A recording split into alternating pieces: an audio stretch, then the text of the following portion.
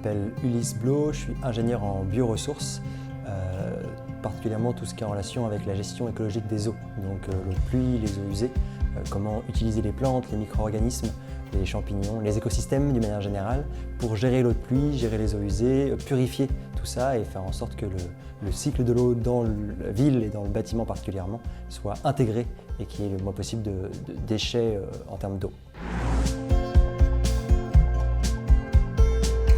La route en commune, c'est un état des lieux de la transition écologique et démocratique dans les communes. L'idée, c'était de comprendre ce qui se passe concrètement sur le terrain, parce que j'ai toujours eu envie d'avoir un impact, de changer les choses, et donc j'ai commencé à vouloir agir dans les grandes villes, parce que pour moi, c'est là où tout se passait. Et puis en fait, en travaillant à Paris pendant 3 ans, je me suis rendu compte que les choses étaient très très lentes à bouger dans les grandes villes, et donc j'ai pensé que peut-être que là où il fallait agir, c'était pas dans les grandes villes, mais en dehors de ces grandes villes. Et je ne savais pas du tout ce qui se passe en dehors des grandes villes, donc j'ai pensé qu'aller sur place, aller me renseigner, aller poser la question à ceux qui savent, aux gens qui habitent là, était la meilleure façon de savoir ce qui se passait à la fois en termes de gestion des ressources et en termes d'implication des citoyens. Donc je suis parti du 15 avril au 15 juillet 2019 et pendant 3 mois, j'ai rencontré un maire par jour, un maire de petite commune, enfin plutôt un maire tiré au hasard. Parce que donc 64 communes tirées au hasard dans tout le Calvados. J'ai fait ça à l'échelle d'un département pour avoir une vision assez locale, dans un département qui a une grande diversité de communes, parce qu'il y a des communes au bord de la mer, des communes dans les terres, des communes touristiques, d'autres pas du tout, des communes immenses comme Caen et des toutes petites comme Périgny, 58 habitants. Et donc l'idée c'était d'avoir un peu cette vision globale parmi tous ces types de communes différents, de comment chez eux, comment est-ce qu'ils gèrent leurs ressources, que ce soit en termes d'énergie, d'eau, d'agriculture, et sur comment est-ce qu'ils impliquent leurs citoyens. Donc j'ai posé les mêmes questions à ces 64 maires tirés au hasard, et là j'ai monté donc une synthèse de tout ce périple de 3 mois à vélo. Une des choses que j'ai réalisées en parlant avec tous ces maires, c'était que leur marge de manœuvre était différente, ou plutôt leur vision de leur marge de manœuvre était différente.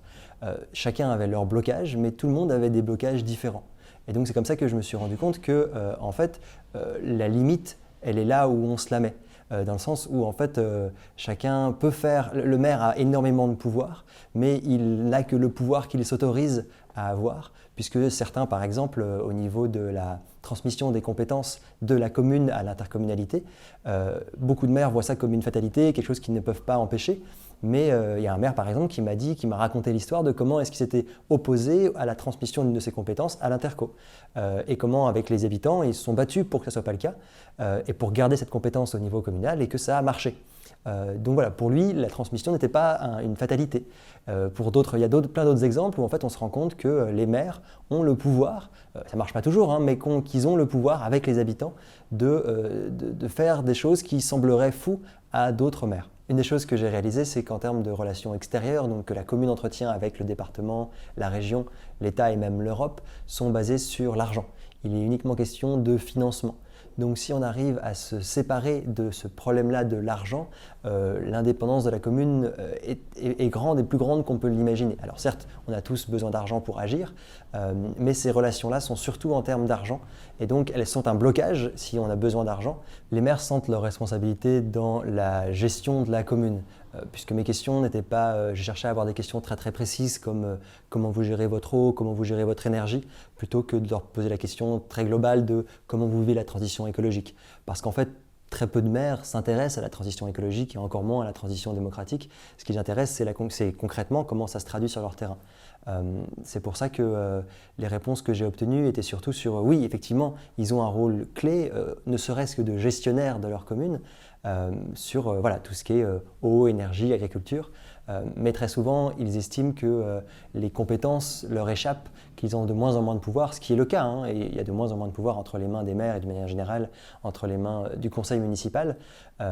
Mais ils sentent qu'ils ont effectivement un devoir, pas tous. Justement, je suis toujours en train d'analyser l'étude pour savoir quel pourcentage de maires se sentent directement impliqués et quel pourcentage de maires sent que la compétence n'est plus à leur niveau et qu'elle est au moins au niveau intercommunal, si ce n'est au-delà. D'autre part aussi, je me suis rendu compte que les maires agissent beaucoup seuls. Bien qu'ils aient des adjoints et des conseillers, ils agissent beaucoup tout seuls, ils prennent beaucoup de responsabilités sur leurs épaules. Ce qui explique en grande partie aussi, pour moi, la fatigue que peuvent avoir les maires et le sentiment un peu d'abandon qu'ils ont. Parce que justement, ils ont du mal à donner du pouvoir aux autres, parce qu'on a envie de tout comprendre, de tout savoir et d'avoir un pouvoir sur tout.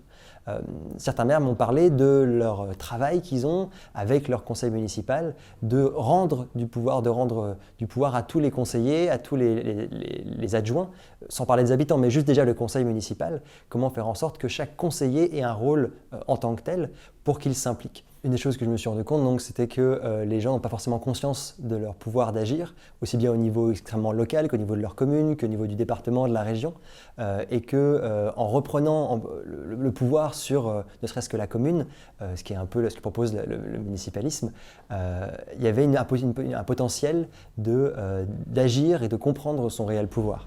J'ai réalisé aussi qu'on est beaucoup dans l'attente. Le maire attend que les habitants lui fassent part de leurs envies et les habitants attendent que les maires agissent. Mais c'est la même chose entre l'interaction entre l'intercommunalité et les maires. Tout le monde attend que l'autre bouge et donc on est dans une sorte d'immobilisme qui fait que les choses ne bougent pas. Donc si on veut que les choses avancent, il faut le faire de nous-mêmes puisque personne ne le fera à notre place. Une autre chose que j'ai réalisée, c'est qu'il faut être clair sur le programme, dans le sens sur ses objectifs dans le programme. Quand les habitants élisent un maire, ils le lisent, ou une liste, ils les lisent en fonction de son programme. Et donc, si on a le programme de donner le pouvoir aux habitants, ou plutôt de rendre le pouvoir aux habitants, ou en tout cas de faire en sorte que chacun ait un peu plus qu'aujourd'hui son mot à dire, il faut le dire dès le début, puisque beaucoup de maires ont tenté en cours de mandat d'impliquer plus les citoyens, mais il n'y a pas forcément eu un accord de la part des citoyens, puisque la réponse c'était on vous a élu pour 6 ans, vous devez vous occuper de tout pendant 6 ans, c'est pas à nous de faire ce travail-là. Donc si jamais on souhaite que les habitants prennent en main leur destin ou un peu plus dans les communes, il faut être clair dès le début.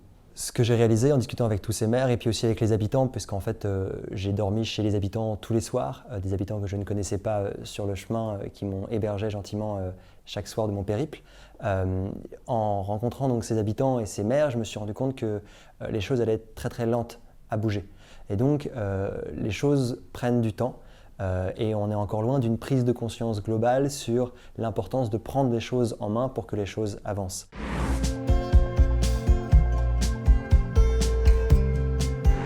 Une des conclusions qui m'a donné le plus courage, c'est qu'en fait les gens s'impliquent. C'est juste qu'ils ne s'impliquent plus en politique, mais ils s'impliquent beaucoup dans la vie de la commune, là où ils sentent qu'ils ont encore un pouvoir. Notamment le cœur en fait, d'implication d'une commune, de ce que j'ai réalisé, c'est l'école.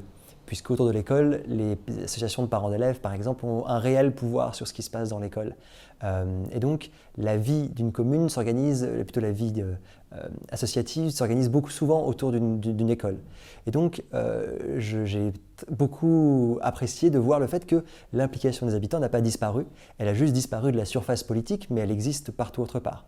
Et donc, pour moi, dès que les gens vont prendre conscience que le pouvoir leur appartient, ils vont de nouveau se réimpliquer en politique et pour moi, ma vision des choses, c'est que si aujourd'hui les gens ne s'impliquent plus en politique, que ce soit au niveau national ou même au niveau communal, c'est qu'ils sentent que leur voix n'est pas écoutée. Et donc, à quoi bon s'investir dans un système où on n'en retire rien?